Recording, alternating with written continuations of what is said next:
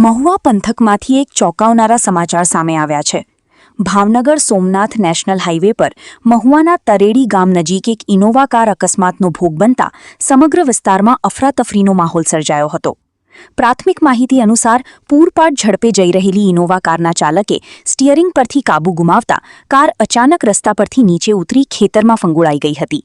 અકસ્માત એટલો ગંભીર હતો કે કારને ભારે નુકસાન પહોંચ્યું હતું। જો કે આ સમગ્ર ઘટનામાં સૌથી ચોંકાવનારી બાબત ત્યારે સામે આવી જ્યારે અકસ્માતગ્રસ્ત કારમાંથી વિદેશી દારૂનો મોટો જથ્થો બહાર આવી ગયો હતો। કાર પલટી જતા ખેતરમાં દારૂની બોટલો વિખેરાઈ ગઈ હતી અને આ વાતની જાણ થતાં આસપાસના લોકોના ટોળેટોળા ઘટના સ્થળે દોડી આવ્યા હતા। પ્રત્યક્ષદર્શીઓના જણાવ્યા અનુસાર પોલીસ પહોંચે તે પહેલા જ કેટલાક લોકોએ ખેતરમાં પડેલી દારૂની બોટલો ઉઠાવી લઈ જવાની હોડ મચાવી હતી, જેના કારણે ત્યાં થોડા સમય માટે દારૂની રેલમછેલ અને લૂંટ જેવા દ્રશ્યો સર્જાયા હતા। ઘટનાની જાણ થતાં મહુવા પોલીસ તાત્કાલિક સ્થળ પર પહોંચી હતી અને અકસ્માતગ્રસ્ત કારને કબજે લઈ સમગ્ર મામલે તપાસ શરૂ કરી છે।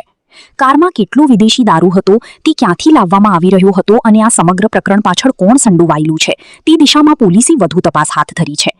હાલ સમગ્ર ઘટનાને લઈને વિસ્તારમાં ભારે ચર્ચા જાગી છે અને પોલીસ દ્વારા આગળની કાયદેસરની કાર્યવાહી કરવામાં આવી રહી છે।